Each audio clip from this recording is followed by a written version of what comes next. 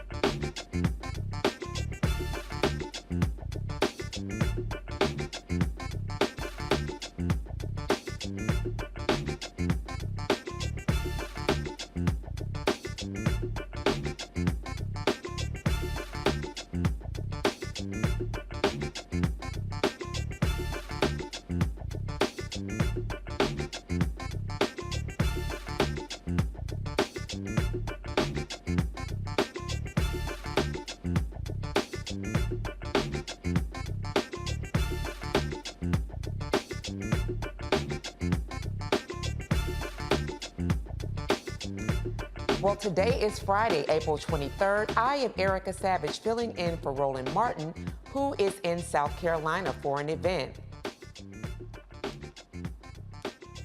Here's what's coming up on Roland Martin Unfiltered, streaming live on the Black Star Network. San Antonio, Texas is putting police reform with Proposition A on the May 6th ballot, and Texas GOP is pushing back on the changes. We will speak with the founder and director of Act for SA about the group's effort that got Prop A on the ballot. Republicans are trying to cut the Department of Veteran Affairs budget by 22%. And as a veteran, you already know this indeed concerns me. We'll examine how the cuts could have a catastrophic impact on Black veterans and how Democrats are pushing back to keep the fight and help the department stay funded.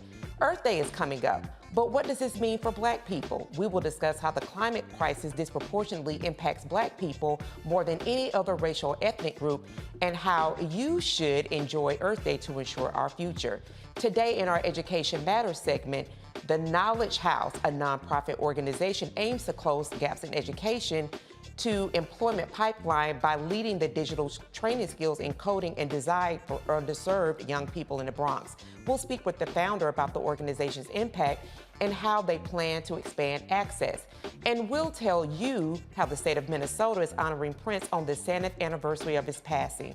You already know what time it is. It's time to bring the funk on Roland Martin Unfiltered, streaming live on the Black Star Network. Let's go. He's got it. Whatever the miss, he's on it. Whatever it is, he's got the scoop, the fact, the find. And when it breaks, he's right on time and it's rolling. Best believe he's knowing. Putting it down from sports to news to politics. With entertainment just for kicks, he's rolling. It's on go, roll, roll, y'all. It's Roland Martin, yeah.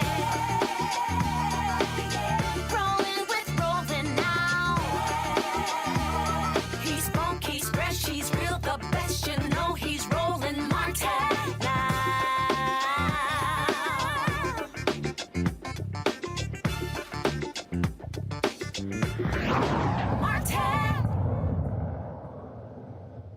In a few weeks, folks in San Antonio, Texas will vote for significant police reforms. The initiative on the May 6th ballot is Proposition A, also called the Justice Charter. Voting yes on Prop A will do the following: establish a city justice director appointed by the mayor and city council, prohibit police from issuing citations or making arrests for certain misdemeanor marijuana possession offenses, prohibit police from enforcing criminal abortion laws, ban no-knock warrants and chokeholds by law enforcement, and use citations instead of arrests for certain misdemeanors. As you can imagine, this initiative to protect Black and brown people is being met with heavy opposition. The San Antonio Police Officers Association Political Action Committee, or PAC, is using scare tactics to deter people from voting for the reforms by putting out this ad. It's not about pot. Prop A would decriminalize shoplifting and theft of services up to $750 per incident, and graffiti up to $2,500. Radical activists want no arrests, no jail time. Voters in other cities have been tricked with devastating outcomes. Don't be duped. Prop A is not about pot, but keeping criminals out of jail. Vote against. Get the facts at itsnotaboutpot.org. Joining me from San Antonio, Texas, is Ananda Thomas, founder and director of Act for SA, the police reform group that led the effort to get the Justice Charter on the ballot. Ms. Thomas, thank you so much for joining us. So glad to have you on Roland Martin Unfiltered today. Thank you for having me. I'm so excited to be here. Absolutely. Really appreciate you being on, because when I read this piece, read it on Twitter, I was really taken aback. But first, I want to say this is the power of having people, activists on the ground that are actually seeing the issues and the connection between local and state government and bringing it to the people so people can, number one, be informed on what's happening specifically in their city, San Antonio.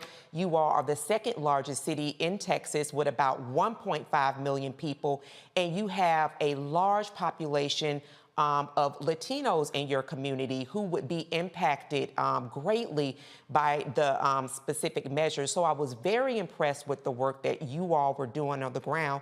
Can you just walk the Roland Martin Unfiltered audience through what Prop 8 is? We talked about it very briefly here in teeing up before having you on, but can you talk about what Prop 8 is and what is the impact that it will have on those community members, those 1.5 million San Antonio Texans that I just spoke about?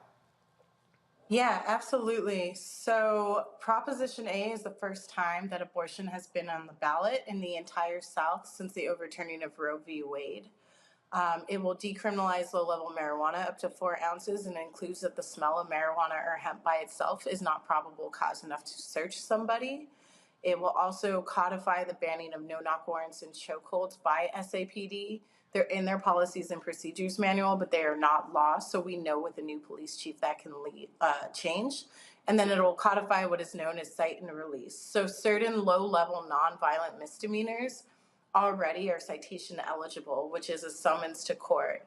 So by doing this, especially for your Class C misdemeanors that are only punishable by fine anyways, you're not incriminating somebody, incarcerating them, where their job, their housing, right, their freedom, their time with their family, their education can be disrupted for something that's only a finable offense anyway. When they get that citation to court, that judge decides, hey, you're getting a fine, or maybe you're going to a diversion program, which is required community service, it is required classes, and sometimes restitution back to the business. We have an 8% reoffender rate from diversion programs compared to 30% for somebody who's been incarcerated. So it is restorative justice.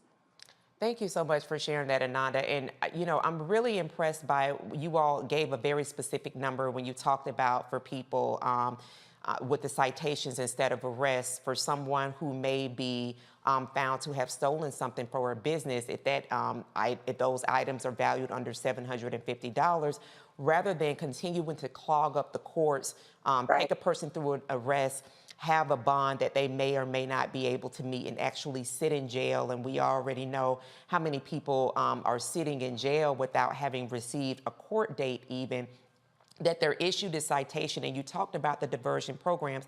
Can you also speak to, I mentioned when I looked up the census data that San Antonio, second largest city in Texas, but that you have a demographic of about 65.7% of Latinos. When you are speaking to those specific community members, what are some of the responses that you are getting from them with regard to this measure that's on the ballot, and actually how their engagement is so critical in making sure that on May 6th that this measure does in fact pass? Absolutely. So, pretty much everybody here, but especially in your communities of color, your Latino communities, your Black communities, we know somebody who's been affected by mass incarceration, and how that can follow them around for the rest of their lives. So this resonates. We all know somebody who has smoked marijuana at some point or does now, or somebody who's needed to get reproductive health services, and that tie in, especially with the racial justice component of the fact that we've had cite and release, for instance, since 2019, but we're still seeing Latino people, and especially Black people in our community, get arrested more often than white folks for citation eligible offenses. That resonates with people, and they understand the importance of this for their community, especially for our young folks who are inheriting, right, our community, and are scared because so many of their rights are being taken away, and civil liberties are being stomped on every day here. Absolutely, and especially, when you're looking at those specific groups and, just thinking about the usage rate for marijuana across all racial lines is effectively the same. Before we go to a break, and I'd love for you to hang on and to stay with us, I really would love for you to talk a little bit about, because we do have to talk about how Republicans, we did mention how their political action committees, PACs that have spent upwards to $900,000 using scare tactics, talking about urban decay to get people really kind of riled up to ensure that they go out to vote against Proposition 8. But what I want for you to share when we come back from the break, Ananda, is how you all are really using on-the-ground tactics to really help rally people to vote.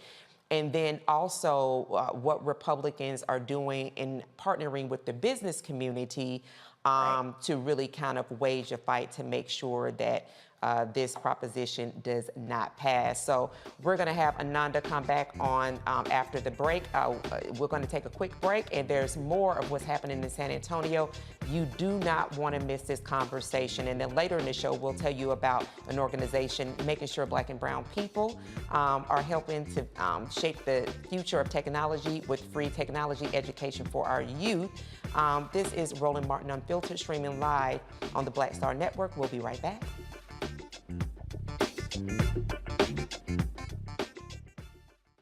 Black Star Network is here. Oh, no punch! I'm real revolutionary right now. Thank you for being the voice of Black America. All momentum we have now, we have to keep this going. The video looks phenomenal. See, there's a difference between Black Star Network and Black-owned media and something like CNN. You can't be Black-owned media and be scared. It's time to be smart. Bring your eyeballs home. You dig? Lost my daughter. I didn't know where she was. So I had to figure out how to survive, how to eat, how to live. I don't want to go into the details because she's here, first of all. She may not want me telling that story. But possession of her, the family broke down, fell apart. I was homeless. I had to figure out, I didn't have a manager or an agent or anybody anymore, and I'm the talent. So I got to figure out how to be the agent. I had to figure out, how does business work?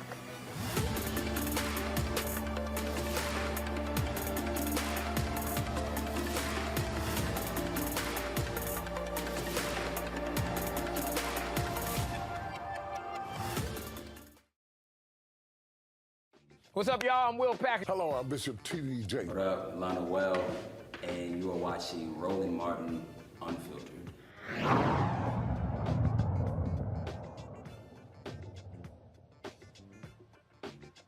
Welcome back to Roland Martin Unfiltered. I am Erica Savage, filling in for Roland Martin. We have on Ananda Thomas, the leader of a group that's really pushing for a justice charter in San Antonio, Texas. And we just want to continue the conversation. And before I bring my panel in, I wanted to ask you specifically around, so with all of the wonderful efforts that you and activists on the ground are making, that Republicans are using, because they, you in the state of Texas, you've got a Republican governor, you've got a Republican attorney general, and then you've got a Republican led state house. And so what I was reading this piece and saw that the Republican leaders in the state house have already drafted, gotten the governor's approval for it, a bill that essentially says that local local government would not be able to really bring policy issues to the people. That's effectively kind of circumventing people engaging in things that do affect them. So when you're out talking to San Antonians, are you also sharing with them how their power is effectively being circumvented by their Republican-led state government, and this is why they need to make sure they get out and vote on Proposition A? Yeah, absolutely. The preemption bills are really scary. They're poorly written because it's not just the ability for us to hold our own ballot initiatives or charter amendment initiatives. This will affect us being able to control our local zoning, our employee benefits, right? For all of these things that so far we have local control over, to say, hey, we want well-paid city employees and we want the best benefits of that for them, or we want to have control over zoning to make sure big development is not continuing to gentrify our neighborhoods. Right. And we are talking to folks about that, letting them know we have always had the power to legislate ourselves, and that is exactly what we are doing here. Our local city leaders have been slow to move on protecting women, right, and pregnant people's rights and reproductive justice. They've been slow to codify banning of no-knock warrants and chokeholds, which we asked them to codify and was in front of them in 2020. And so when they continue to not protect us, to not fight for our rights, not to pass and codify legislation to protect our most marginalized communities, then we're going to take it to the people for a vote and have those conversations. And if they choose not to back this up or fight to not enforce this, that's just one more reason for the people to be angry enough to vote them out and put in leadership that will listen to their voters.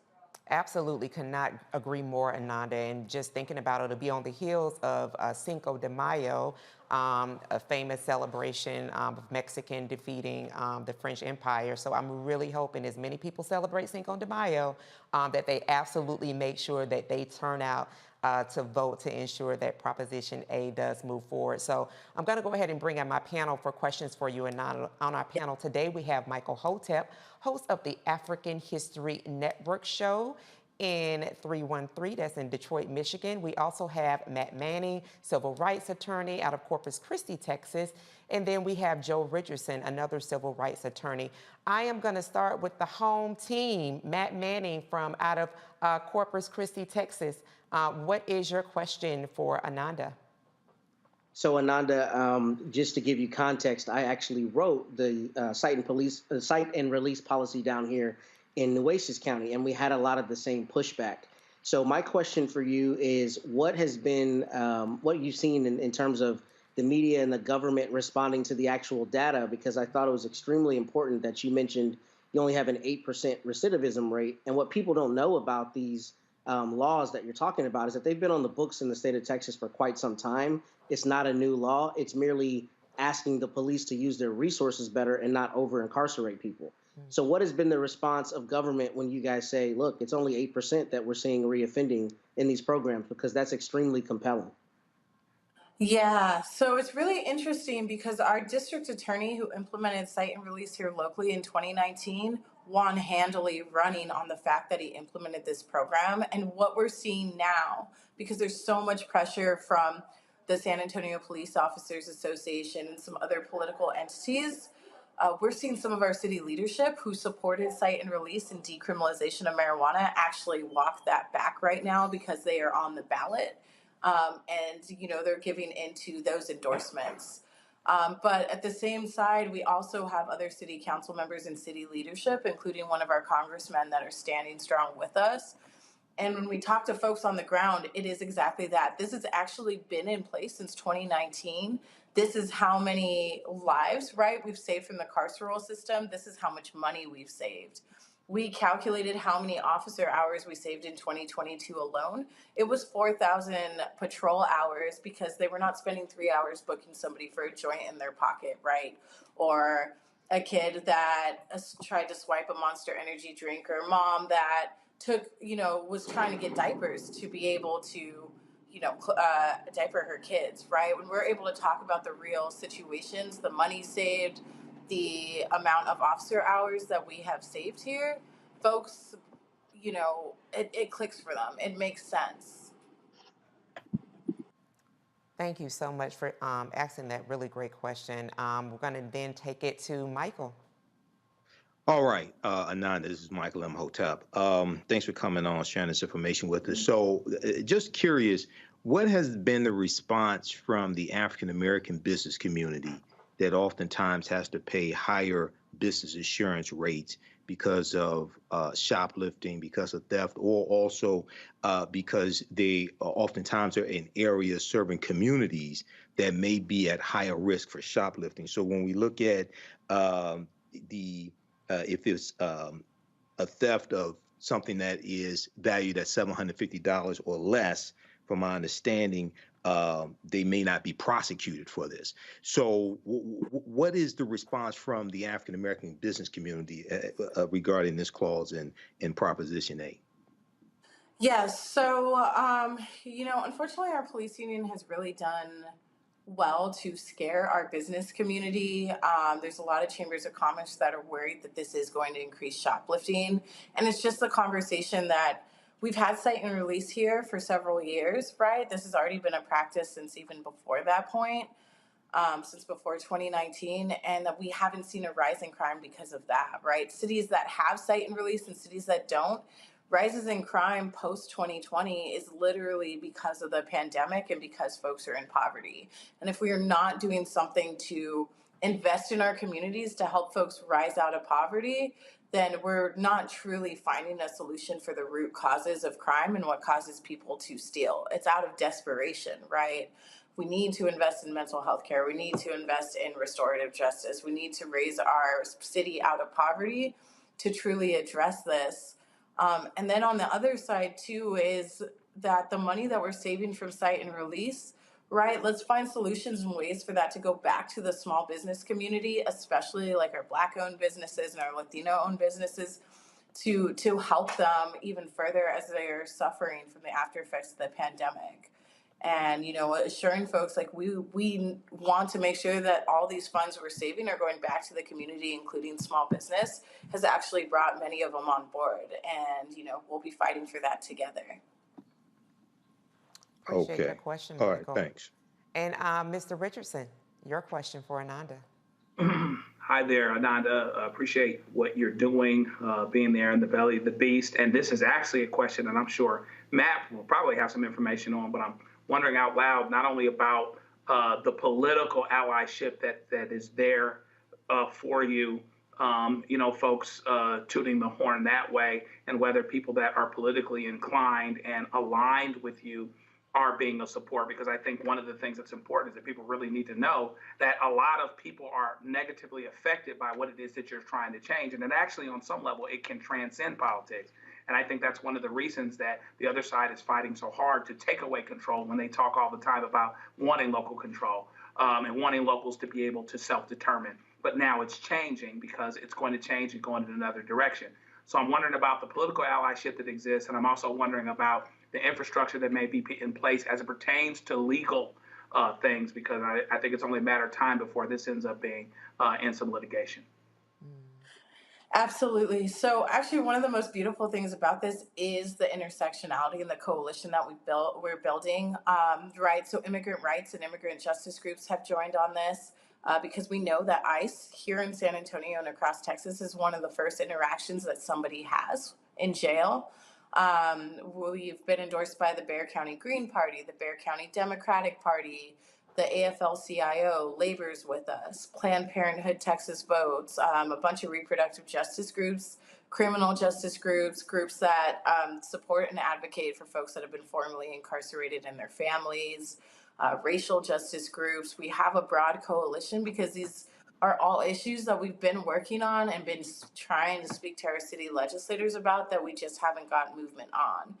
And we're having conversations at the doors about how you can't talk about reproductive justice if you don't talk about racial justice. And now because we are threatening doctors and patients with life in jail for reproductive health decisions, that we've turned it into a policing issue, into a public safety issue. And we have to look at the whole picture of how we build a safer community with all of these things and these different groups and people in mind that have been marginalized by these policies and by the carceral system since its inception. So that's definitely a big piece and a big, beautiful piece about this that's helping us get these words out, but also helping us take down this disinformation and these fear tactics that folks are being hit with. On the other side, we have had 6 cities decriminalize marijuana with the same language in Texas. We've had 2 cities ban no-knock warrants already.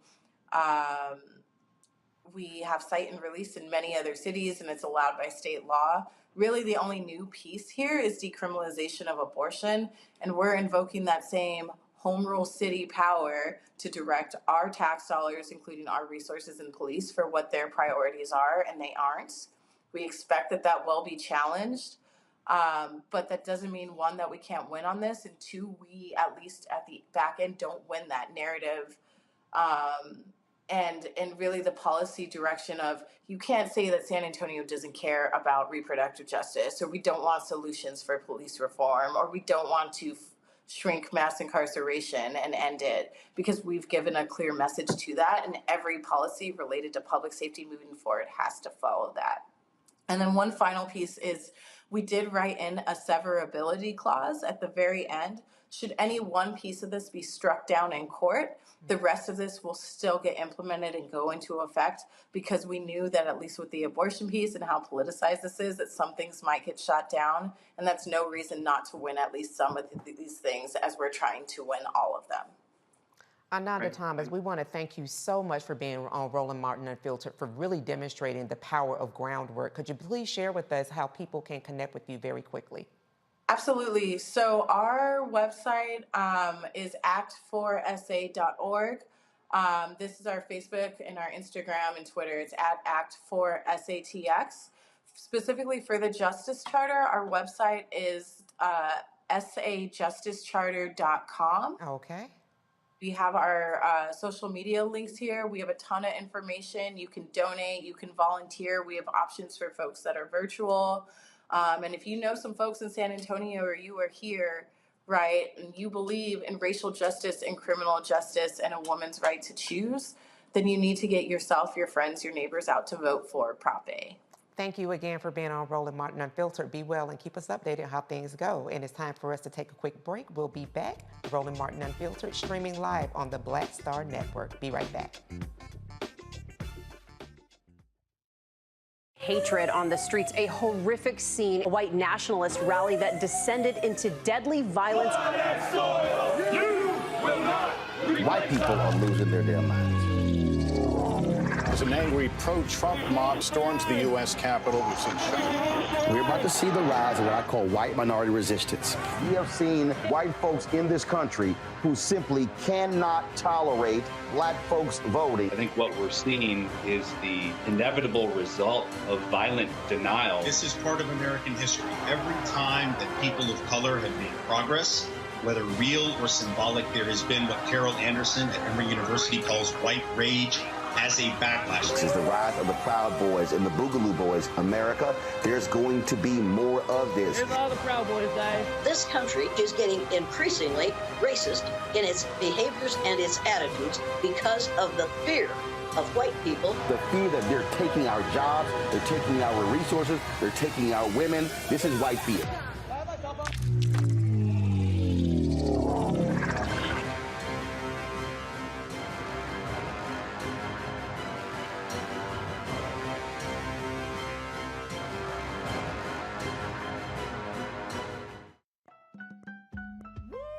We're all impacted by the culture, whether we know it or not. From politics to music and entertainment, it's a huge part of our lives, and we're going to talk about it every day right here on The Culture with me, Faraji Muhammad, only on the Black Star Network.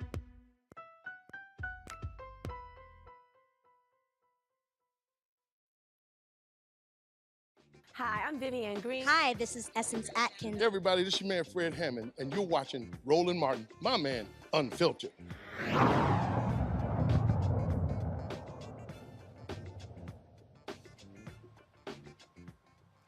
The The Grand Old Party, also known as the GOP, and House Speaker Kevin McCarthy have unveiled a plan to raise the debt ceiling that will cut federal funding to several programs, including the Department of Veteran Affairs. The proposed 22% budget cut to the VA would threaten critical services for veterans. This would mean 30 million fewer veterans' outpatient visits and 81,000 jobs lost across the Veterans Health Administration, leading to longer wait times for medical care and benefits, reduced access to telehealth, and limited funding for construction projects and national cemeteries. These proposed cuts would also negatively impact veterans who access housing, food assistance, mental health, and substance abuse youth services by eliminating funding for housing choice vouchers for up to 50,000 veterans, increasing their risk of homelessness. The proposed budget would mean that 4,200 fewer veterans experiencing or at risk of homelessness would receive job training, counseling, and job readiness services provided through the Department of Labor's Homeless Veterans Reintegration Program. And you already know, you all, as a veteran, this greatly concerns me.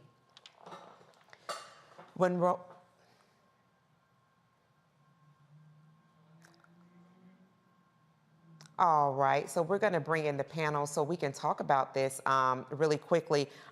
You know, one of the things that really did intrigue me, and so I myself am a veteran, but I know that we all have proximity to veterans within our families or within friends. These cuts don't affect the defense funding budget, so that budget stays intact. But let's also talk about some of the other cuts that will be impacted as well.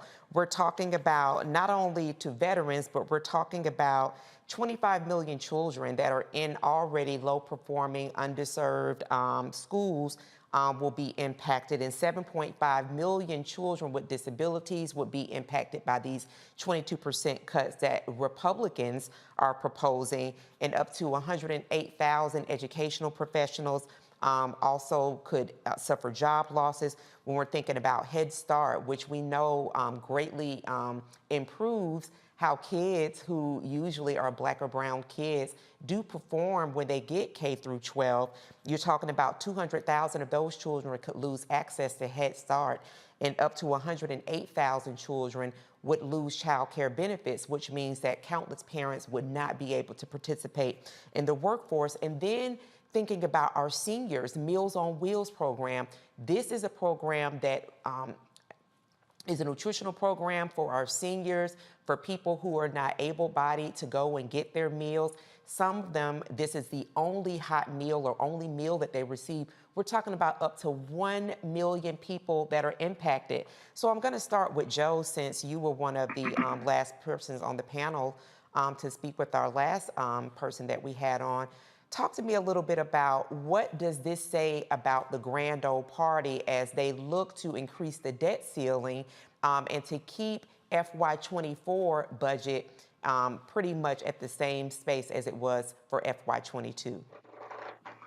Well, they didn't have any trouble passing a clean debt ceiling bill 3 times during the Trump administration and weren't putting a gun to the head, as it were. Now that's happening. Oh, we'll raise the debt limit just a little bit, but we'll cut all of these things. It's a similar formula. Keep tax cuts, et cetera, in place and be okay with charging the credit card, but not paying it off. Again, this is about paying things that we've already committed to pay, and it threatens the full faith and credit of the United States as it pertains to our credit. In terms of connections with VA, my dad was 100% service-connected disabled vet. My mom worked for the Veterans Administration for 40 years. And so, you know, I saw up close through them the differences when services are what it is that they need to do, and my mom, what it is they need to be, and my mom worked toward them every day. And so this threatens VA jobs. This threatens, you know, VA access. It's already difficult enough sometimes. There's been a lot of controversy about the VA, et cetera. But The remedy is not to cut it by 22%, to make it so much harder for people, including people of color, because a lot of us are connected to the military or working for the government, making it harder, once again, for people of color while you allow tax cuts and allow all of these other things that make it easier for those at the top, but much more difficult for those that are the least of us. Absolutely, Joe, and I definitely want to say thank you to your father and your mother for their service, having that close and up-close impact. I myself in the military, Brad, my father was in the Marine Corps for over 20 years, so definitely understand that with regard to having military parents. And so, Michael, as I bring it over to you, again, we're talking about how Republicans do not want to, in fact, cut defense funding, but they do want these other programs to suffer. Women, infants, and children WIC program, a way that we keep children fed at very, very critical times in their life, that program will be faced with cuts as well. And so when we look at how they don't want to touch the defense funding, ensuring that the war toys go forward, those people that actually engage in theater, those people that actually do engage battle combat, when they come back home and maybe aren't able to continue their career in the military, well, what they're going to find, in fact, is that their service that they should be able to get virtually free has been cut. So talk to me about the economics of what Republicans are looking to do, what their priorities are with their proposed funding for FY24. What their priority is attacking policies from President Joe Biden. One of the things that they want to do is they want to roll back his executive action on student loan, basically when it comes to student loan forgiveness. And they want to rescind some of Biden's top policy achievements. We know that the student loan forgiveness, if the 6-3 conservative Supreme Court rules positively on it, we know it would disproportionately positively help African Americans. And it will discharge, you're going to have about 500,000 African-American families who will move from a negative net worth to a positive net worth, and about 25% of student loan debt that African-Americans have are going to be discharged.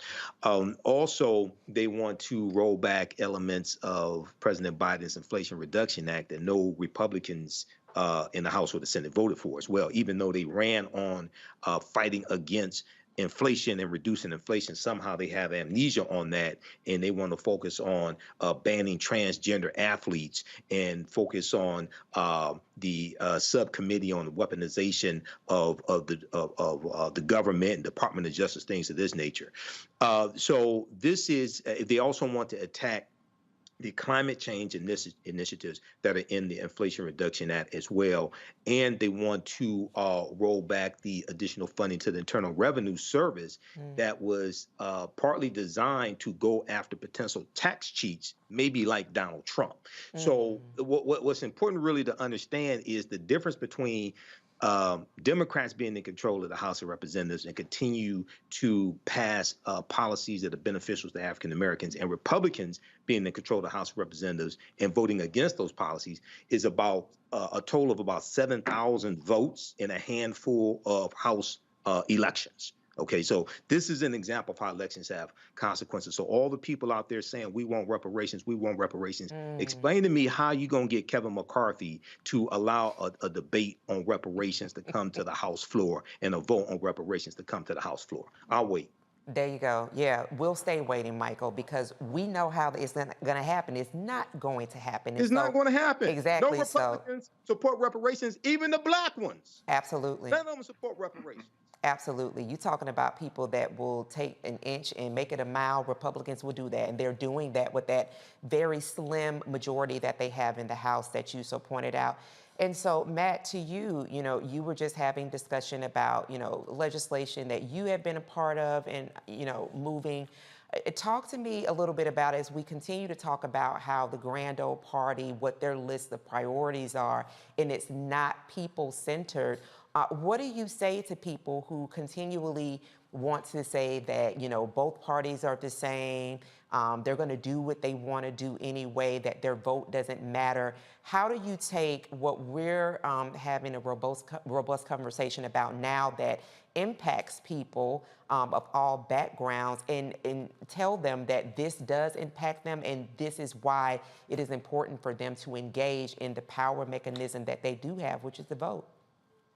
I think that's a brilliant question. And I think it's a brilliant question because GOP continually stands for gets over on people, right? What they do is get people to vote on rhetoric, not on reality.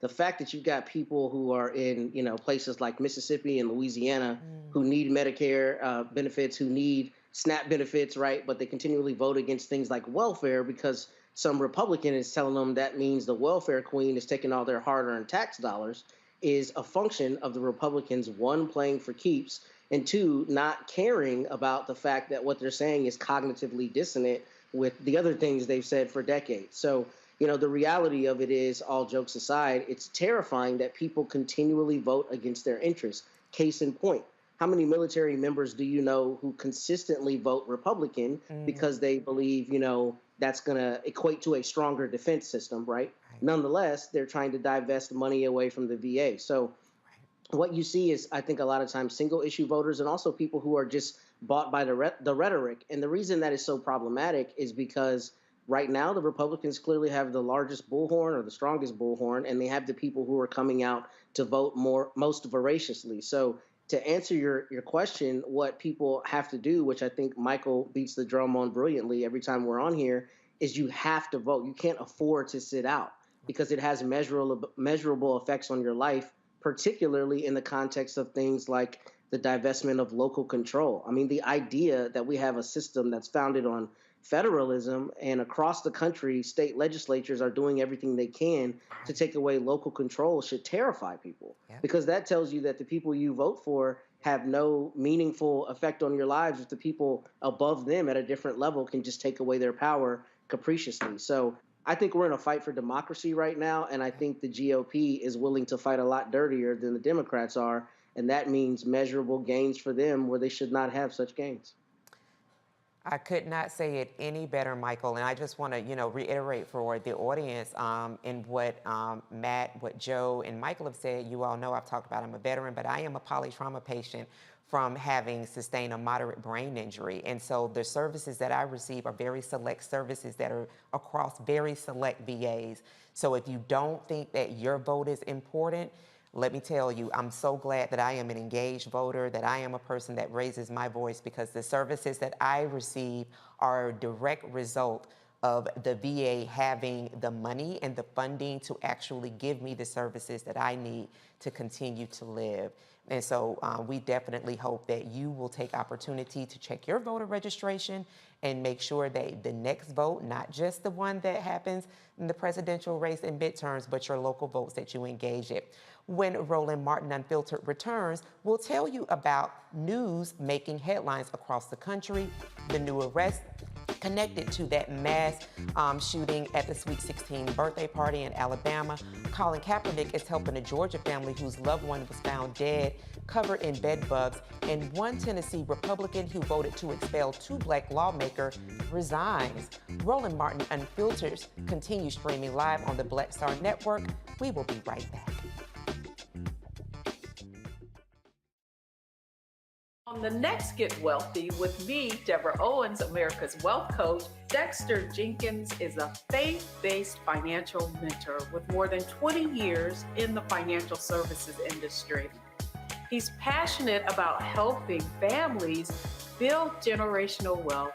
Even though I'm talking about things like prayer, I'm talking about things about reading the word, I'm talking about things like fellowship, I'm talking to members who are dealing with losing their houses, or I'm talking to members who, because of a lack of handling their finances, they're working 2 and 3 jobs. And so what I'm finding is that they're not coming to church because they don't have a handle on their finances. We're talking how to get wealthy through faith and our finances on the next Get Wealthy, right here, only on Black Star Network.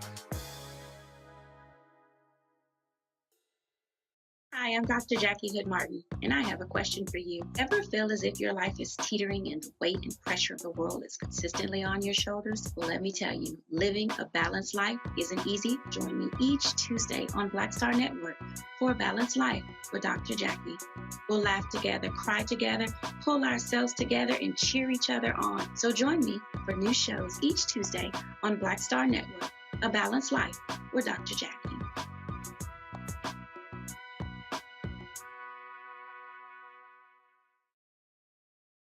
Black TV does matter, dang it.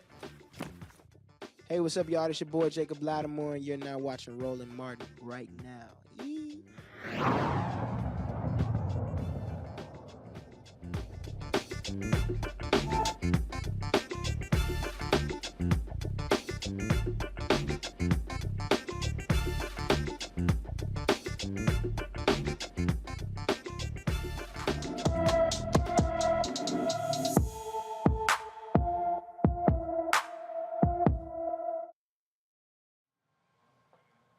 Today's Blacking Missing is Tremaine Orange. Tremaine Orange has been missing from Casa Grande, Arizona since March 12, 2023. The 16-year-old is 5 feet 8 inches tall, weighs 130 pounds, with brown hair and brown eyes. Please, if anyone with information about Tremaine Orange, you would please call the Casa Grande, Arizona Police Department at 520-421-8700. 6 people are now in custody and facing reckless murder charges for the mass shooting at a Sweet 16 birthday party that left 4 dead and 32 injured in Dadeville, Alabama. Today, an unnamed 15-year-old was arrested. Thursday, the Alabama Law Enforcement Agency arrested Willie George Brown Jr. and John Latron Brown. Wilson Lamar Hill Jr. and brothers Tyreek and Travis McCullough were arrested earlier this week.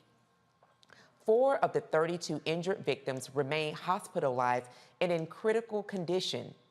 4 people were killed, and those are Phil Dowdwell, Marcia Emmanuel Collins, Corbin Dometry Halston, and Shanivia Nicole Smith.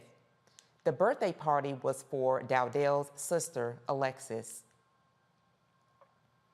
In Georgia, LaShawn Thompson, former NFL quarterback Colin Kaepernick, is helping a Georgia family discover how their loved one died inside the Fulton County Jail.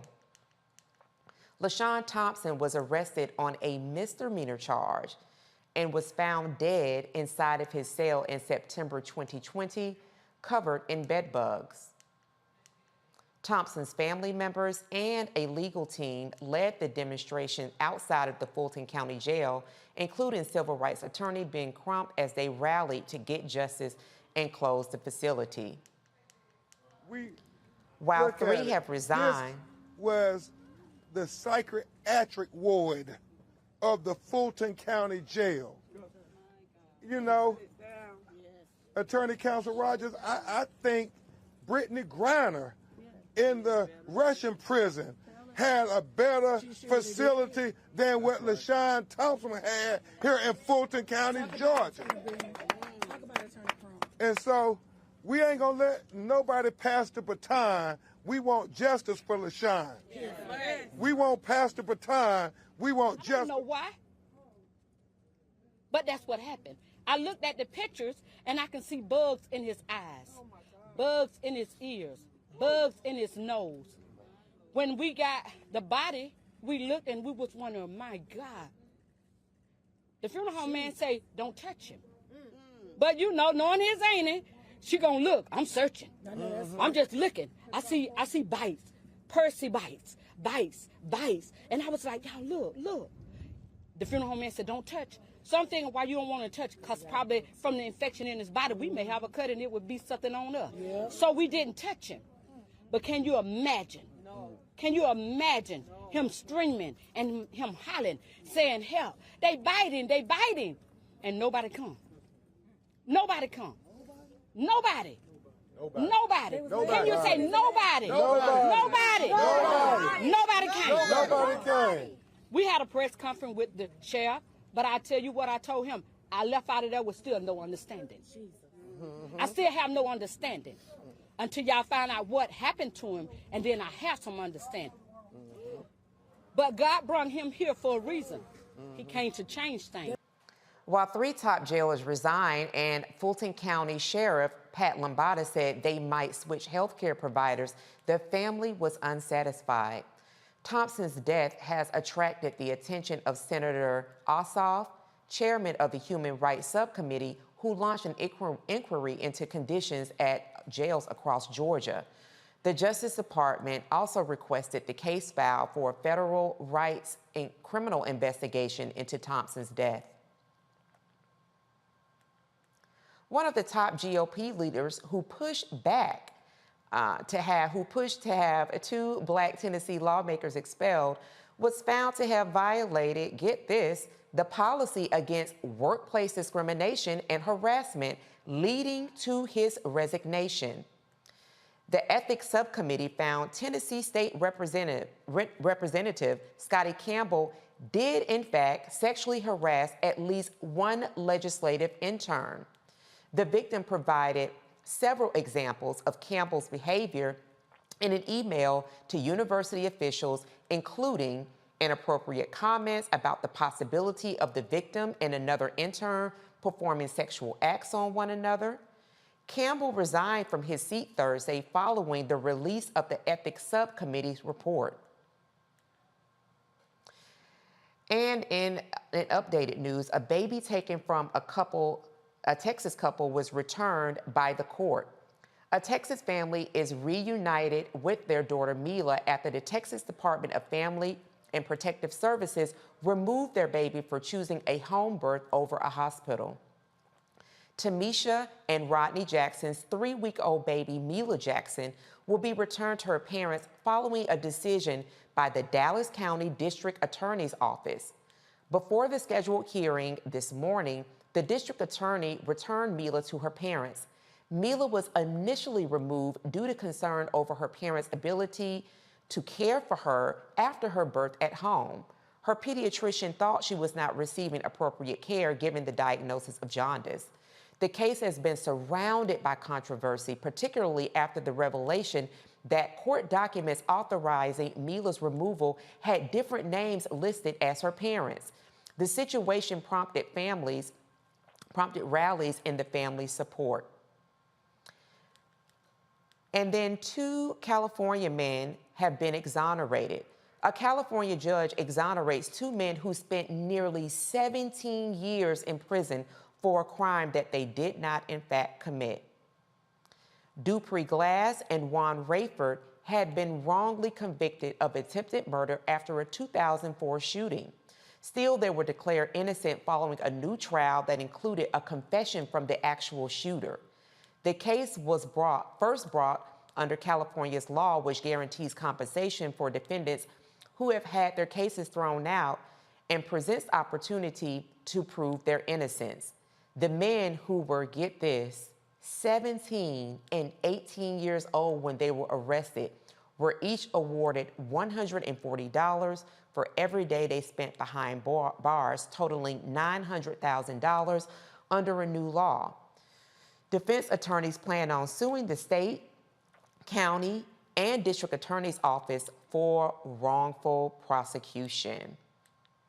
And there's more to come on Roland Martin Unfiltered. When we return, we'll discuss Earth Day and why Black people should not be left out of the environmental conversation. And why is Netflix being sued for having a Black woman depicting Queen Cleopatra? We'll tell you all about this hot topic when Roland Martin Unfiltered, streaming live on the Black Star Network, returns after this commercial break. Next on the Black Table with me, Craig Carr. In mid-April, we lost another giant, a man who we had the opportunity to have a conversation with here at the Black Table, Dr. Robert Charles Smith. We had a conversation with Dr. Smith about his life and times and his memoir, From the Bayou to the Bay. The opportunity to go to Berkeley got me out of that difficult situation and put me at the center of radicalism in California, the center of Black radicalism. We lift his voice, we lift his name on the next Black Table here on the Black Star Network.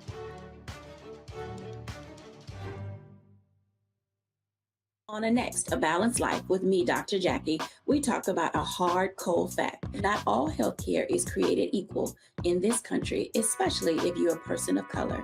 So many of us, Black families, we rely upon each other heavily. A lot of us aren't necessarily sure how to best communicate with our healthcare providers. How to take charge and balance the scales. Your life may depend on it. That's next on A Balanced Life on Black Star Network. When you talk about Blackness and what happens in Black culture, we're about covering these things that matter to us, speaking to our issues and concerns. This is a genuine people-powered movement. There's a lot of stuff that we're not getting. You get it, and you spread the word. We wish to plead our own cause. Too long have others spoken for us. We cannot tell our own story if we can't pay for it. This is about covering us. Invest in Black-owned media. Your dollars matter. We don't have to keep asking them to cover our stuff. So please support us in what we do, folks. We want to hit 2,000 people, $50 this month, raise $100,000. We're behind $100,000, so we want to hit that. Y'all money makes this possible. Checks and money orders go to P.O. Box 57196, Washington, D.C. 20036-0196. The Cash App is $RM Unfiltered. PayPal is R Martin Unfiltered. Venmo is RM Unfiltered. Zelle is RolandSMartin.com. On the next Get Wealthy with me, Deborah Owens, America's Wealth Coach, Dexter Jenkins is a faith-based financial mentor with more than 20 years in the financial services industry. He's passionate about helping families build generational wealth. Even though I'm talking about things like prayer, I'm talking about things about reading the word, I'm talking about things like fellowship, I'm talking to members who are dealing with losing their houses, or I'm talking to members who, because of a lack of the handling their finances, they're working 2 and 3 jobs. And so what I'm finding is that they're not coming to church because they don't have a handle on their finances. We're talking how to get wealthy through faith and our finances on the next Get Wealthy right here, only on Black Star Network. Hi, I'm Anthony Brown from Anthony Brown and Group Therapy. Hi, I'm BB Winans. Hey, I'm Donnie Simpson. What's up? I'm Lance Gross, and you're watching Roland Martin Unfiltered.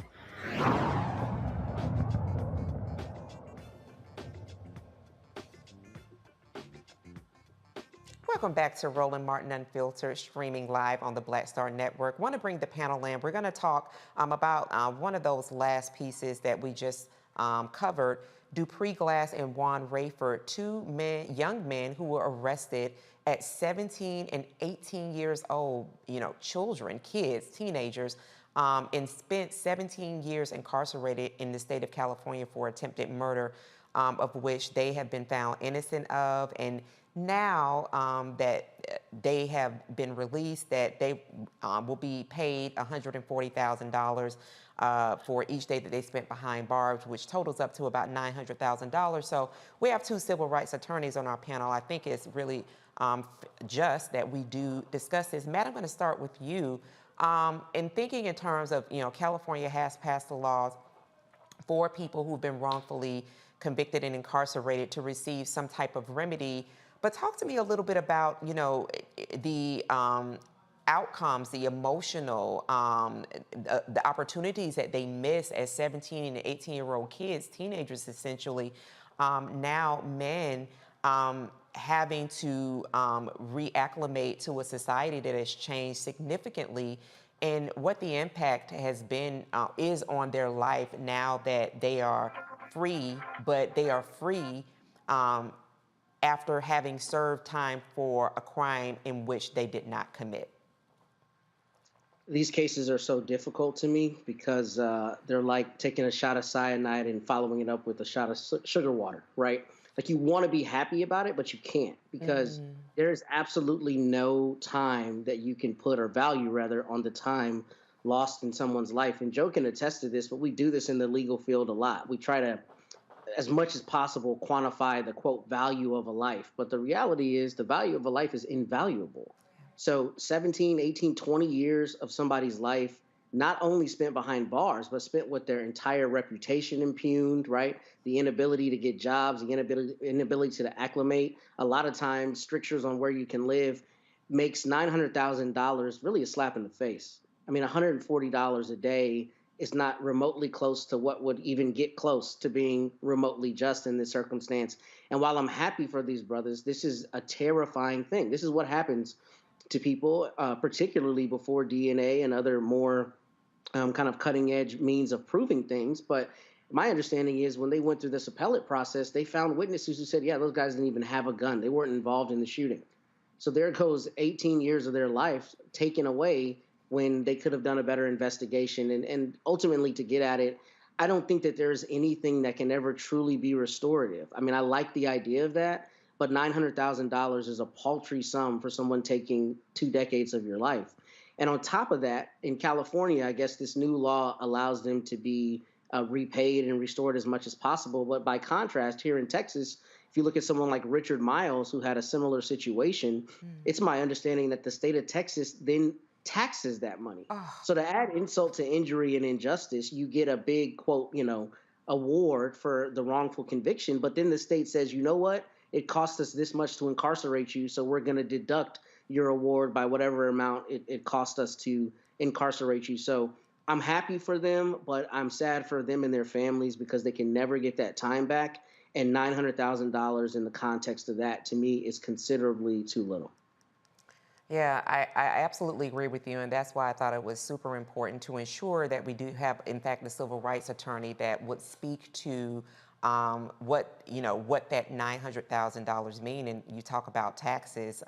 They have paid a personal tax, a human tax already.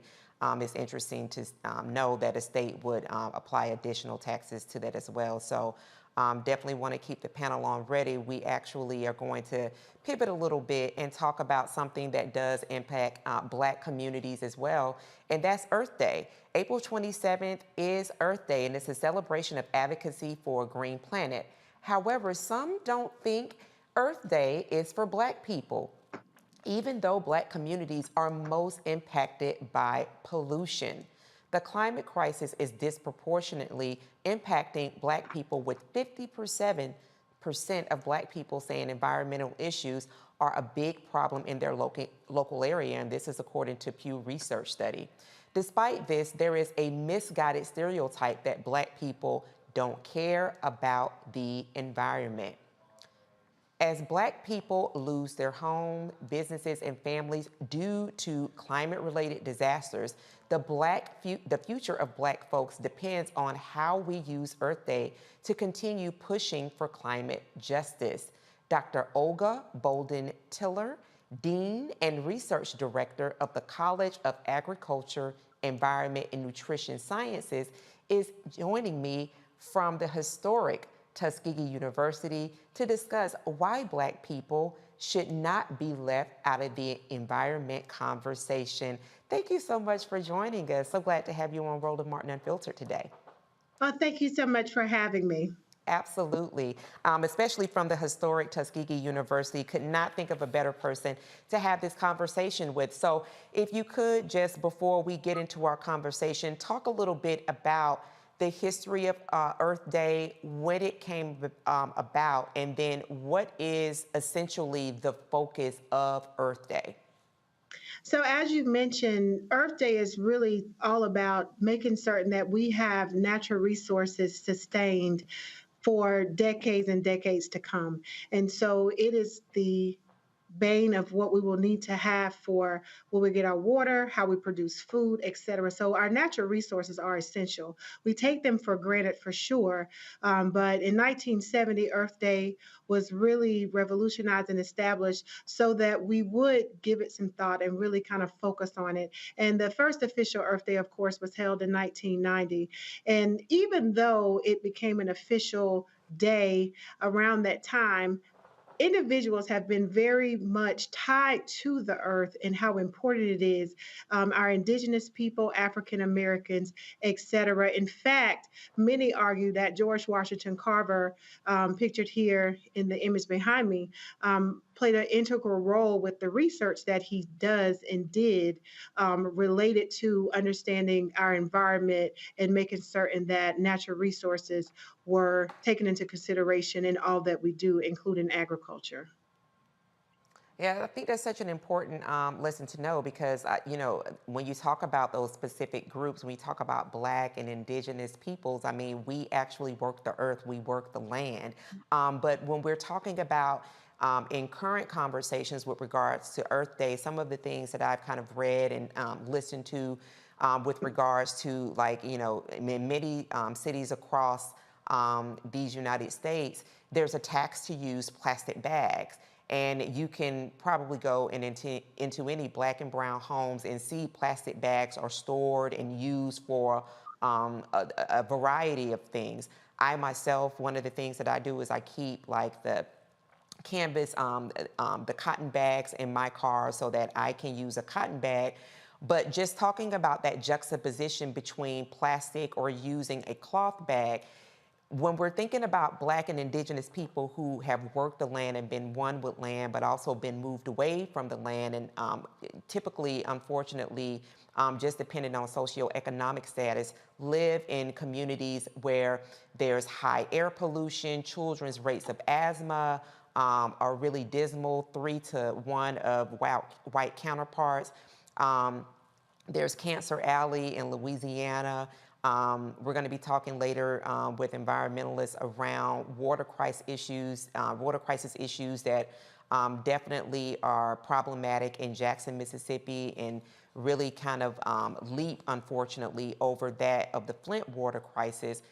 Can you talk a little bit more around how, even though, again, Black and Indigenous people have worked the land, how we have not been included in the conversations to moving away from materials that are damaging to the earth and bringing us into a space where we feel included in the conversation and actually seeing outcomes that do provide better health outcomes for Black and Indigenous people? I think one of the things when we think about marginalization of communities, which we know has been a thing for a lot of Black, brown, and colored communities, is this marginalization. So it's not that we don't even understand some of the ramifications of things that happen in the environment. The reality is in some instances, we were not able to be a part of the conversation. In other instances, we had damage done to our communities when we think about Cancer Alley, dumping from different companies, from pollution and things of that nature. And so that gets around environmental justice as well. And so a lot of those things were not by choice. In fact, there's a very powerful film out that says, "See me in nature." So we've been a part of nature, but we haven't always necessarily been able to be a part of the conversation, and our voices haven't always been able to be heard. And so that's why it's so critical that institutions like Tuskegee University and other HBCUs really amplify these issues and really educate our communities while we now have the opportunity. And these critical conversations worldwide are so important. Absolutely, Dr. Chiller. And before I bring my panel in to ask questions, I just want to say, could you speak to some efforts that you know that are happening in local communities to help really bring Black and brown people into more of the fold when we're having these conversations around environment as well? So I mentioned the See Me in Nature film by Asia Singleton. There are other films available like Water Has No Enemy that is directed by Will Baker. Lots of discussion around environmental justice, really enlightening individuals to challenges around the environment that are in communities so that in fact we can start to have these critical conversations. We're doing that here at Tuskegee University. We're working throughout the 1890 land grant system to have system-wide conversations.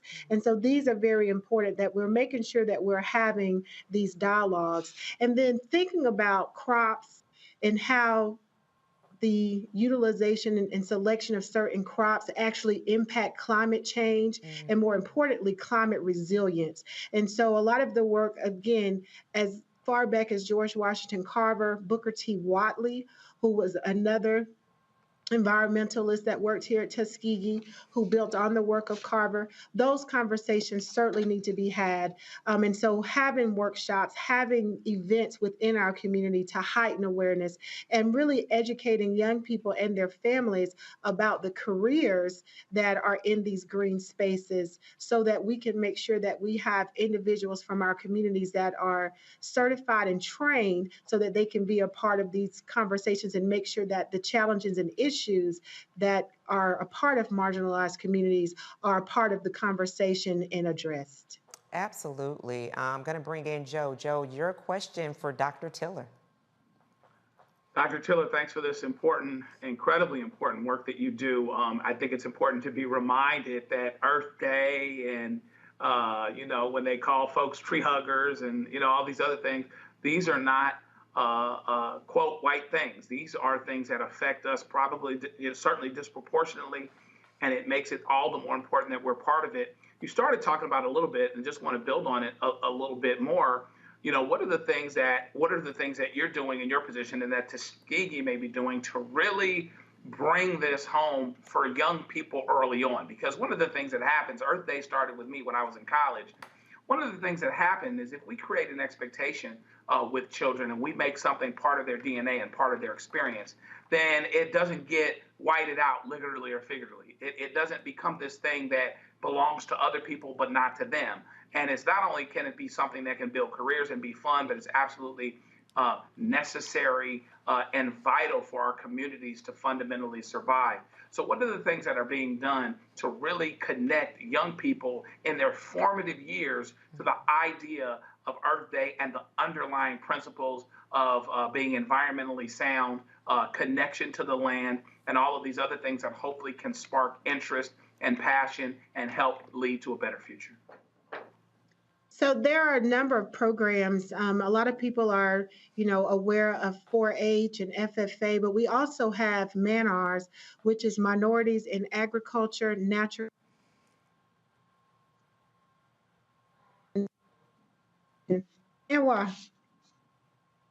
which is a national organization that really focuses on the development of minority students in K through 12. And so they get a chance to not only learn about these different careers, more importantly, they have the opportunity to see role models who are currently a part of these different careers and understand not only the value, but the opportunity in having jobs in these spaces. Wow, thank you so much for that great question and for bringing in the aspect of our youth in that. Dr. Olga Bolden Tiller, it has been quite the pleasure having you on Roland Martin Unfiltered here from the historic Tuskegee University. How can people connect with what you all have happening there? So we have a plethora of activities throughout this entire month, in fact. And so you can log on to tuskegee.edu and learn about our Earth Week celebrations. We have activities from natural resources, looking at forestry, looking at water, have exciting dialogues happening with individuals about some of the films that I mentioned, looking at how this impacts our food as well. And so anyone across the entire world can connect to Tuskegee and our Earth Day celebrations that are actually happening throughout this week and the month of April. Tuskegee.edu.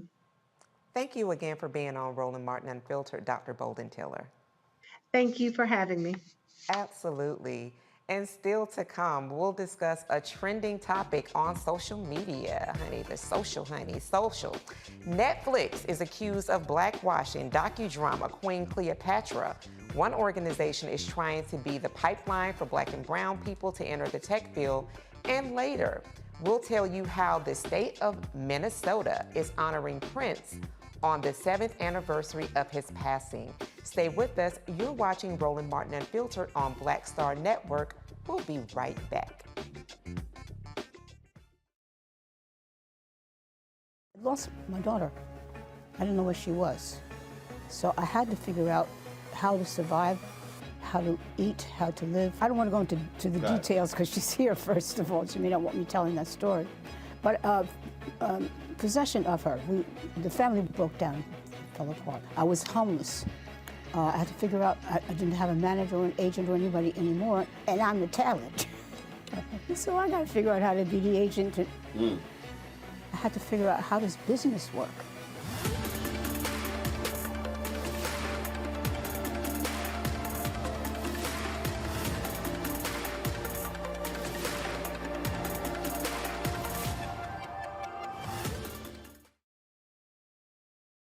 Hatred on the streets, a horrific scene, a white nationalist rally that descended into deadly violence. White people are losing their damn minds. As an angry pro-Trump mob storms the U.S. Capitol, we've seen shootings. We're about to see the rise of what I call white minority resistance. We have seen white folks in this country who simply cannot tolerate black folks voting. I think what we're seeing is the inevitable result of violent denial. This is part of American history. Every time that people of color have made progress, whether real or symbolic, there has been what Carol Anderson at Emory University calls white rage as a backlash. This is the rise of the Proud Boys and the Boogaloo Boys. America, there's going to be more of this. Here's all the Proud Boys, guys. This country is getting increasingly racist in its behaviors and its attitudes because of the fear of white people. The fear that they're taking our jobs, they're taking our resources, they're taking our women. This is white fear.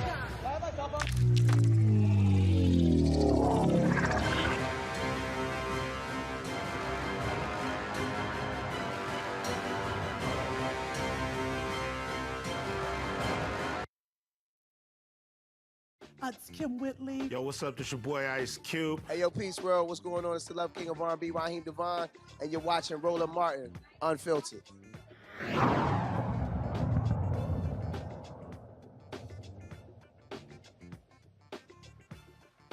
A backlash is brewing over a new Netflix film by Egyptian-British filmmaker Tina Gavari.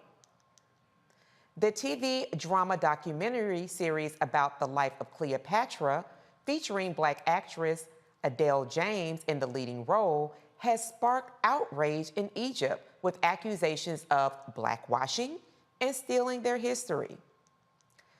While it is unclear whether Cleopatra was Black, Gavari feels it is unlikely she was white. As history suggests, Elizabeth Taylor played the Queen in 1963. Gavari calls for a conversation about colorism and internalized white supremacy, and for imaginations to be liberated so historical figures can be explored without fear. Queen Cleopatra debuts on Netflix May 10th. So, Michael, with the social media controversy that has brewed, that was the first thing that I thought about. One of the early depictions that I saw of Queen Cleopatra was by Elizabeth Taylor, who is no doubt non-Black and very white. Talk to me a little bit about what lens you believe that this is really kind of gaining a lot of momentum from, and what this does with kind of like this racial reckoning that was supposed to happen after the lynching of George Floyd. What does it say about really where people hold their racial sentiments? Okay, well, thanks for asking that question, Erica. And I had been following this story for a number of reasons. And today I reached out to one of my teachers, Professor James Small, about this, who was a consultant on the first installment of the African Queens series, executive produced by Jada Pinkett Smith. The first installment was on Queen Nzinga of Matamba, which is in modern-day Angola. He was a consultant on that first installment. And Professor Small put me in contact with one of my friends, Tony Browder, author of Nile-Valley Contributions to Civilization.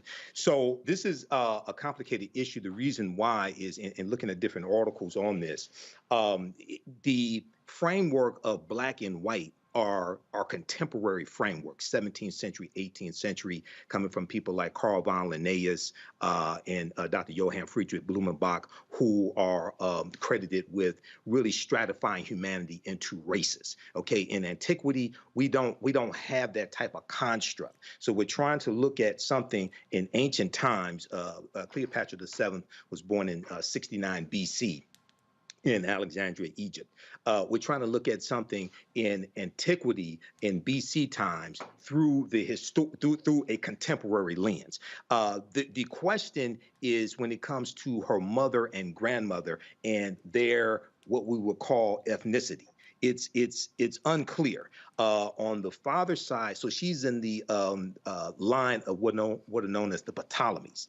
The Ptolemy line comes in after Alexander the Greek, because ain't nothing great about him. After Alexander the Greek invades Egypt in 332 BC, and then Ptolemy I Soter-Lagi takes over in 323 BC. And these are Greeks, okay? So she is looked at as possibly being Egyptian, African, partially on her mother or grandmother's side. It's not conclusive. However, I think it was, I like the depiction. This installment comes out May 10th, okay? So I've just seen the trailer. I like the depiction coming from this series dealing with African queens. Now, the backlash coming from Egyptians, and we got to be careful of that term Egyptian, because we're dealing with Egypt basically after it was conquered by Arabs, and the Arabs invade in 639 AD and conquer in 642 AD. So we have to really be careful of what we're talking about. This is not what we call ancient Kemet, which was ruled by what we would term as Black Africans who are relatives of the Nubians, okay? So you have a effort to whitewash, so to speak, whitewash Egypt and the history of it, and to discredit the indigenous African people when it comes to the pyramids, when it comes to the greatness of ancient Kemet, ancient Egypt. So I think there should be debates on this. I think there should be historical presentations on this. This can be the catalyst coming from Jada Pinkett Smith and Will Smith's production company. This can be the catalyst for this, but we need to get some African scholars in on this, people like Tony Browder, people like Sister Nubia Wardford, who's a cultural anthropologist here in Detroit, who I've interviewed a number of times. And at the same time, we also have to refute the tour that Dr. Zahi Hawass is going on starting in May around the U.S. And that appears to be an attempt also to whitewash ancient Egypt as well. There's always an attempt to either separate Egypt from Africa or say that the Egyptians, the ancient Egyptians, were either brown-skinned Caucasians or anything but sub-Saharan Africans. So this is something that we really have to analyze and fight against. Yeah, Michael, and thank you for bringing out those points. No doubt it's definitely complex. We know that they're white Arabs. They're people, of Arab descent that are of different backgrounds. Well, they're Black Arabs and also. So absolutely. So we understand that. And so Joe, want to bring this to you, the claims of blackwashing when there are movies that, I can think of like Gods of Egypt, where white men played Egyptians. I'm thinking about The Last Samurai with Tom Cruise. He is a whole white man. So talk to me a little bit about, to essentially make the claim of blackwashing, which I did not know was a whole word, but I guess it is a whole word. Talk to me a little bit about what does it mean for other depictions in Hollywood that we've seen when we look at the background of what is actually being brought to film, and the background does not match the person that's embodying that particular role. The shoe is on the other foot now, right? This lends to the larger narrative and the larger fear about being outnumbered, about being majority minority where the rest of the world is. I mean, if they're concerned about blackwashing right now, well, listen, they should be much more understanding about what we've been dealing with for a long, long time, whether it's inventions, whether it's, historical context for things that happened in Africa, creating the pyramids. We can go a long way and have a long conversation about things that had been misconstrued and directly actually lied about, because one of the things that happens, frankly, is that when you're in charge, you decide. I mean, I was getting ready to say H-E-L-L, the word, but I was getting ready to say Jesus after the word. I'm getting ready to say, heck, Jesus is historically inaccurate on the board. They took the Son of God and flipped that. And so at the end of the day, what happens is when you want something, you want it to be yours, you change it to look like you, et cetera, et cetera, et cetera. But if we want to be truthful, then let's do, what we're talking about here in terms of let's get the information to be historically accurate to the extent that we can, and then embrace it. You don't have to feel any worse about anything just because we started civilization, but it is what it is, okay? So let's just go down the road, be truthful, and get rid of this notion about, being commercial, whitewashing things, making things feel better, making things look better and feel better, when you're really just turning it on its head and flipping what you've been doing the whole time. Absolutely, could not agree more. And Matt, to bring in the last point that Joe just made in terms of the truthfulness piece, when you think about the depictions of Jesus, he pretty much has a perm and is, white, essentially, when, is described as something very, very different in the Holy Script. But we've been really dealing in a lot of elements of truth not being brought to certain communities, right? So when we're talking about, whether it's talking about Proposition A, remedies that will be made for Black and brown communities that will be of good effect for them, whether we're talking about environmental impact for Black and brown communities, truths that really do matter in terms of ensuring that Black, brown, and indigenous communities are protected. Very quickly before we go to break, can you just share a little bit about what it would mean if this film is essentially not allowed to move forward on May 10th with the depiction of Queen Cleopatra as a Black, as a brown woman? I think that's another brilliant, insightful question. And to answer it very succinctly, I think it's just kind of part and parcel with the reality that we're seeing, that the truth does not matter. It's the feelings that matter. So people are taking umbrage to the idea that the depiction that they have been, sold for all these years about Cleopatra is being attacked, not the actual, reality of who she may have been, to Michael's point about not knowing the heritage of her mother. And what we're seeing particularly as it relates to the fights in the state houses and as it relates to education and all of the things in the national zeitgeist right now is that the truth doesn't matter. What matters is how you feel about what's being discussed. Case in point, critical race theory. 1% of people have any idea what that actually means. What they hear is race, so the truth of what's being taught or not being taught is immaterial. It's how people feel about that buzzword race, right? So that's what we're dealing with. And if you extrapolate from that, I think if this doesn't go forward, then it shows that, people who are don't care about the truth, but who care more about how they feel about a potential truth, have a louder bullhorn. And that becomes a problem, because if we do not have a consistency and a demand for the truth at all time, then we have no idea what is true and what is false.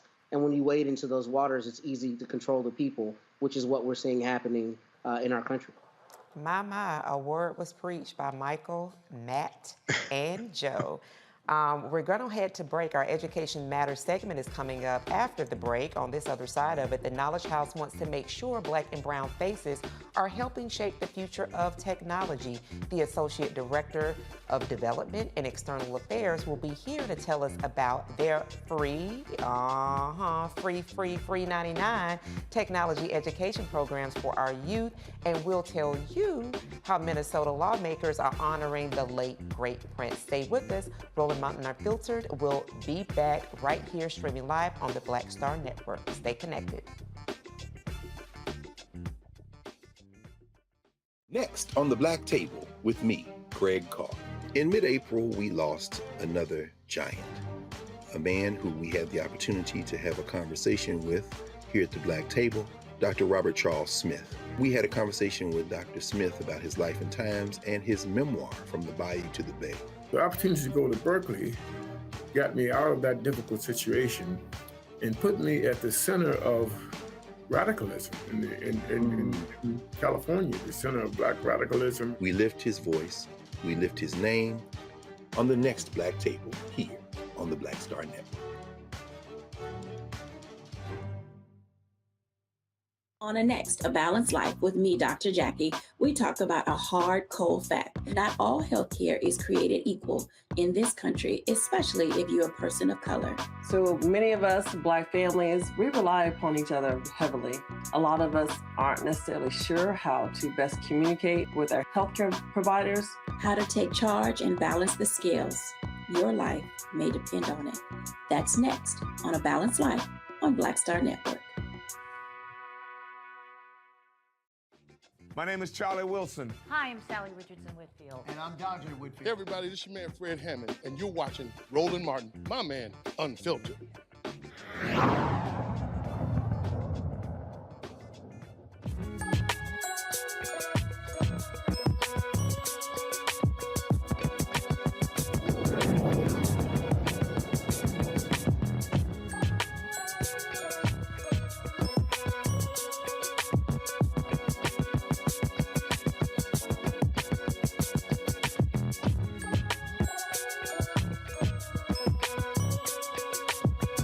With the onset of AI, ChatGPT, Black and brown faces need to be included in shaping the future of the rise of technology-based companies.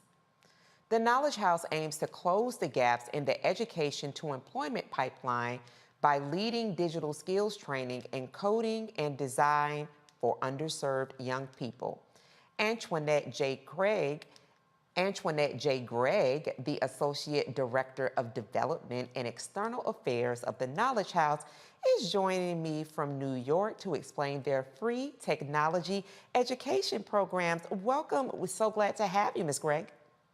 Hi, thank you. Good evening. I'm so happy to be here. Glad to see you. Absolutely. Oh gosh, we're so glad to have you. So please talk a little bit more about what the Knowledge House is doing. I understand that the offering, the recruitment offerings, the mentorship offerings that you all will be bringing will be available in Atlanta, New York, LA, and I believe it's Newark, New Jersey as well. Can you talk to us a little bit about what the Knowledge House is offering, and then what specifically will you be offering in those 4 cities? Yeah, so the Knowledge House is an organization that has its roots in the Bronx. We make sure to help Black and brown aspiring technologists really empower them to go into careers in tech. We know that tech is the future. And so being able to train along 4 different tracks within our adult program and also helping high schoolers start a path towards tech is our main focus. We have 2 fellowships. The first, I said, is a high school program. We actually was created with Kareem Carbouche. I don't know if y'all know who that is, but that is French Montana. He saw the need of it in the Bronx, and he really wanted to help out high school low-income students. And so our high schoolers go through coursework in the summer, and they have monthly times that they go in and they think about what careers they want, what does it really look like to be in tech, and we help them make decisions on whether they want to go to college or whether they want to do a career path in tech. A lot of people don't know this, but 40% of entry-level tech jobs do not need college. And, we make sure that the target population that we serve, they're underemployed, unemployed, they may have stopped out of college, may not be able to afford college. So we really want to make sure that we empower them with the skills to go straight into a job. A lot of our students come to us making $15,000 a year. But they leave us and they make upwards of 80 to 90K. So that is what we are bringing to our 4 cities. We expanded to, as you said, Newark, Los Angeles, and Atlanta. last year. And so we're coming into our second year in our expansion sites, and we are having a recruitment tour. What that means is we're coming to where everyone is at, and we are talking about the programs. We are bringing computers and laptops with us so that our folks can sign up right away. And we're really excited. Our next one is this Saturday. It's in Atlanta at the Atlanta Tech Village. Mayor Dickens, he is a champion of tech. He has a tech background. He was an engineer. And so he wants to, he's sending out a message to say, come out and be in attendance because it's so important.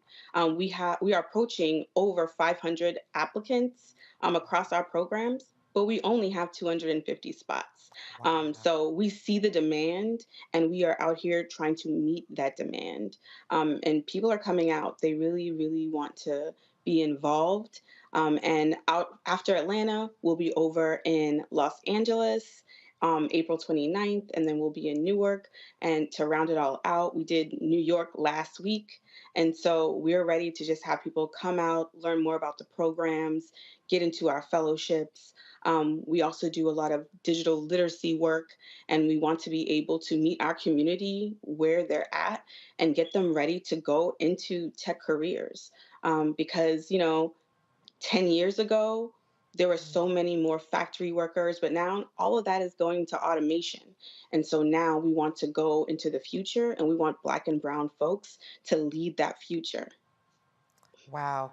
It sounds like, when you talked about that income, those it would definitely be helpful as we continue to see rising housing costs.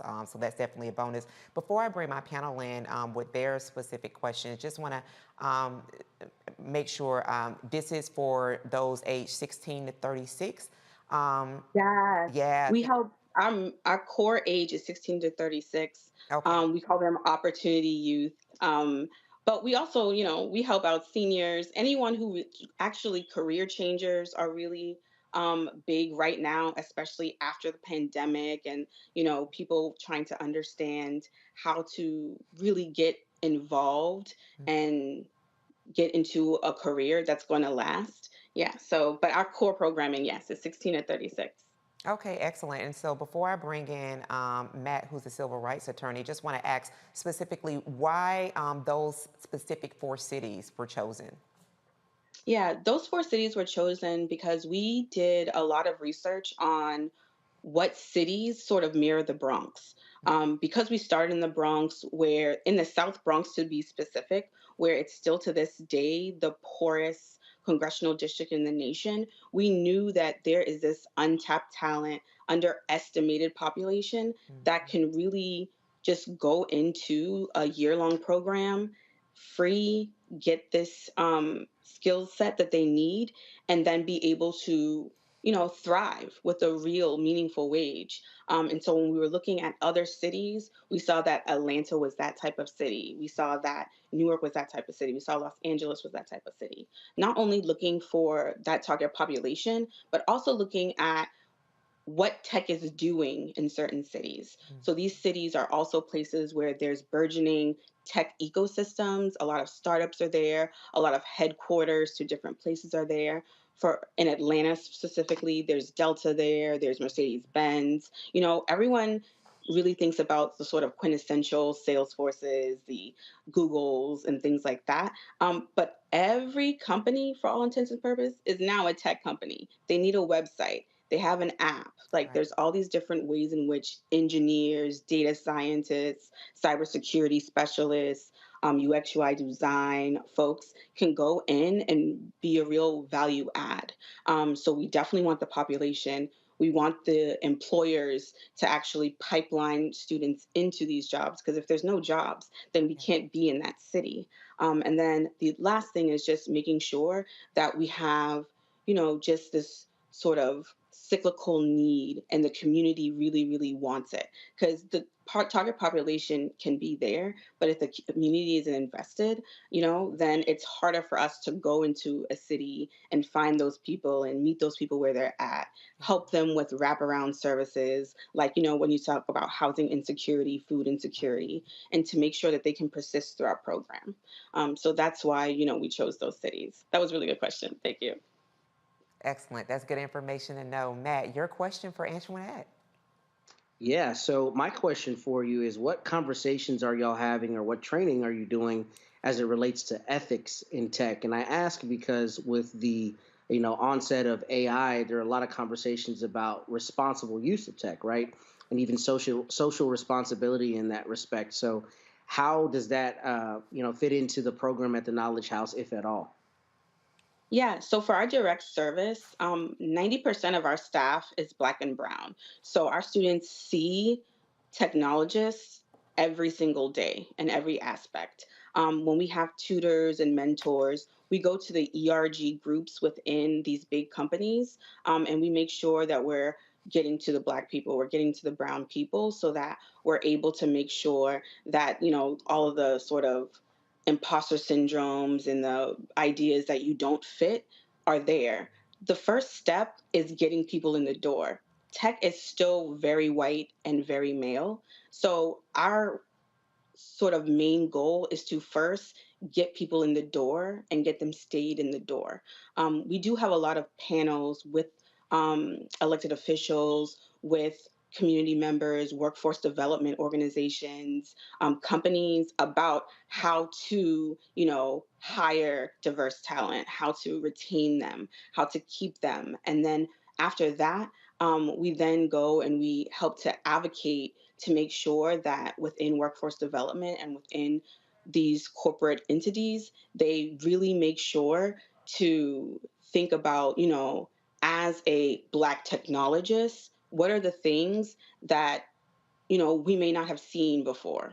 And when you talk about AI, a lot of people also talk about when, you go to the bathroom to do the automatic hand dryers and it just doesn't work. And it's because when they go to test those things, it's normally white hands that test those things. So being able to make sure you have a diverse array of people to actually test these things, to make this code, to just be there to actually bear in mind what we need and how technology is going to affect Black and brown folks means that we have to have the numbers first.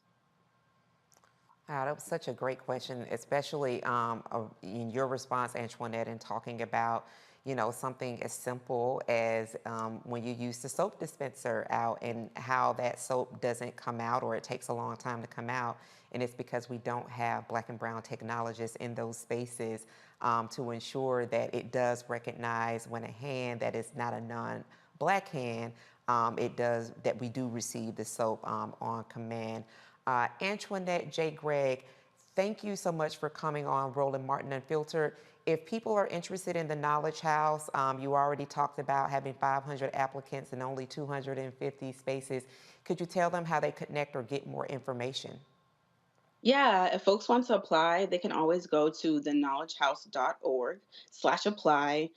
We also have, like I said, a lot of digital literacy opportunities so that folks in the community who just want to know what the computer does, who wants to know the different applications that you use in offices, and just get more acquainted with technology. We have a lot of opportunities there, and we're growing. So, this year it's 250, but we want to be able to get more and more Black and brown people into tech. So stay tuned, definitely. And like I said, this Saturday we'll be in Atlanta at the Atlanta Tech Village. And, come out. If anyone who's in Atlanta, please come out. It's from 1 to 4 p.m. We'll have some refreshments. There'll be some music. And, we'll be able to tell folks why it's important for us to have a diverse tech ecosystem. Thank you for having me. Oh, gosh, it was such a pleasure having you on. Antoinette J. Gregg of the Knowledge House. We certainly appreciate you being on Roland Martin Unfiltered today. Good night. Absolutely. And for those of you in the Atlanta area, the call has been made 1 to 4 p.m. tomorrow. Make sure you turn out. And when we come back, we'll tell you how the state of Minnesota will honor one of the greatest artists to ever create music. Y'all already know we're talking about Prince. You're watching Roland Martin Unfiltered on the Black Star Network, streaming live. We'll be right back. When you talk about blackness and what happens in black culture, we're about covering these things that matter to us, speaking to our issues and concerns. This is a genuine people-powered movement. There's a lot of stuff that we're not getting. You get it, and you spread the word. We wish to plead our own cause.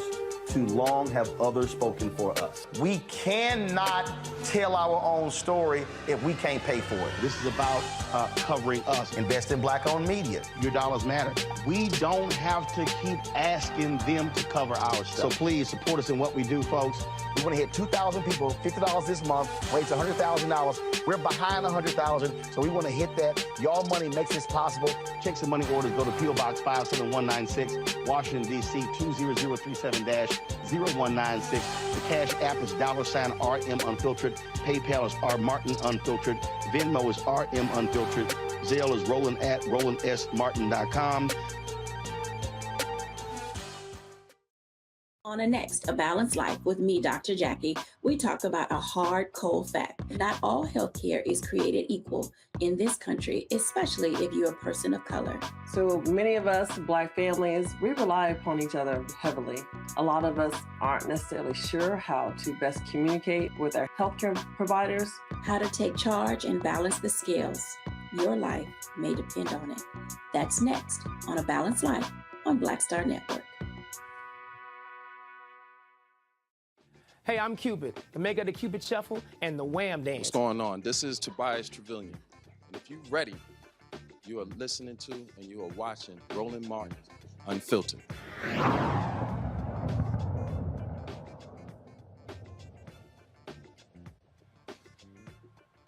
Minnesota lawmakers approved a bill renaming a roadway in honor of Prince on the 7th anniversary of his passing. The Minnesota House of Representatives passed the Prince bill, designating a portion of Highway 5 in Chasen as Prince Rogers Nelson Memorial Highway. The bill still needs to be approved by the Senate before it can be signed into law by the governor.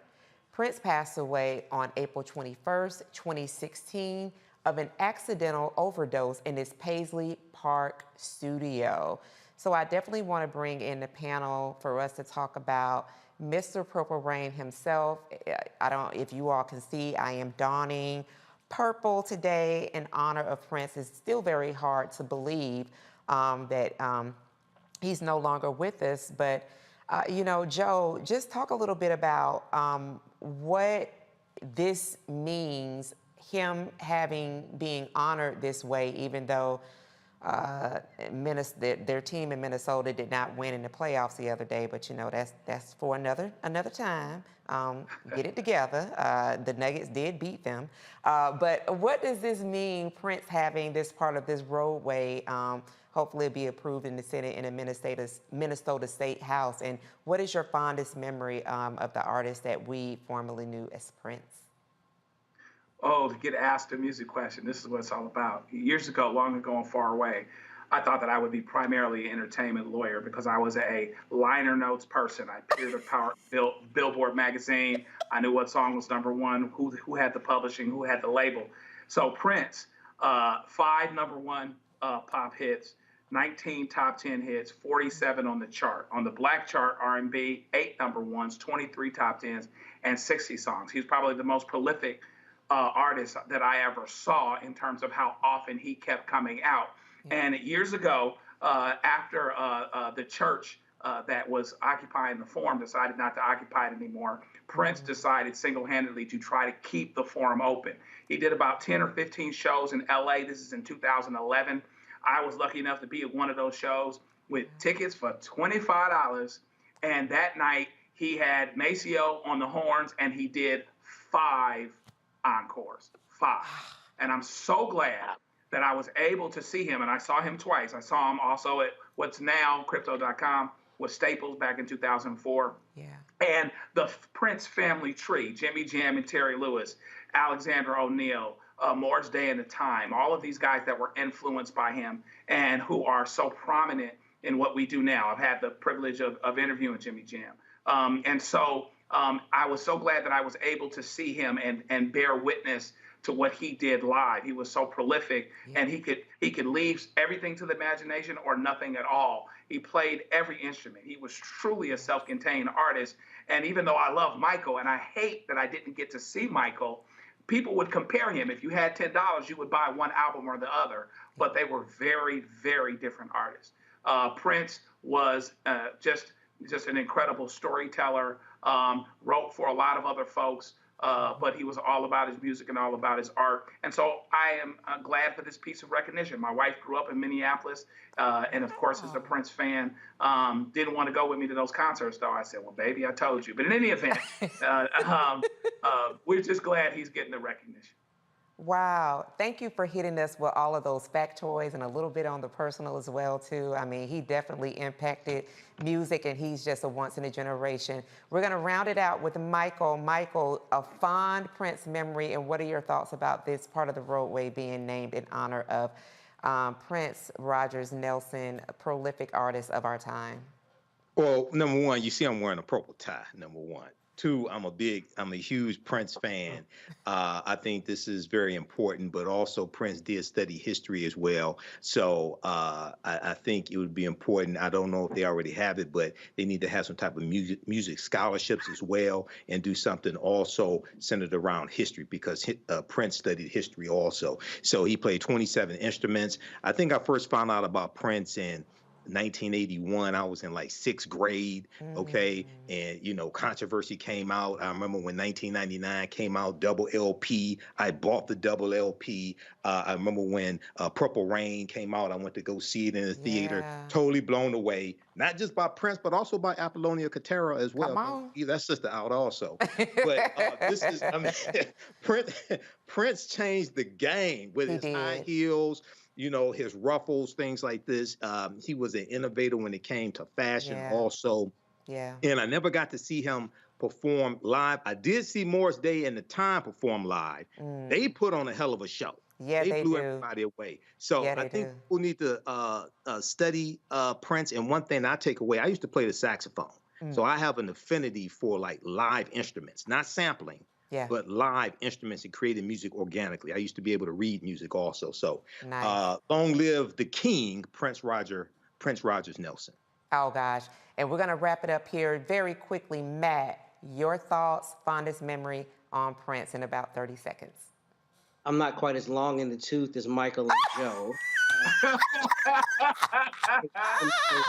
Shade.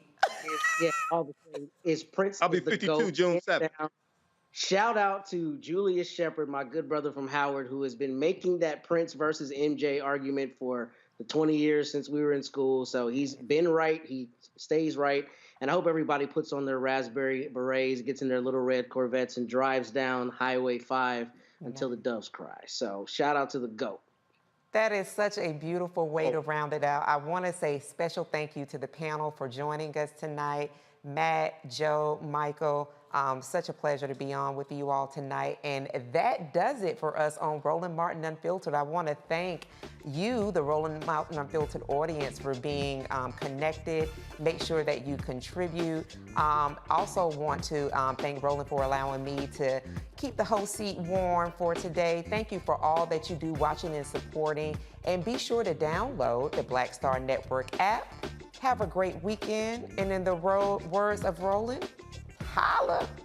Be well, everyone. See you Monday.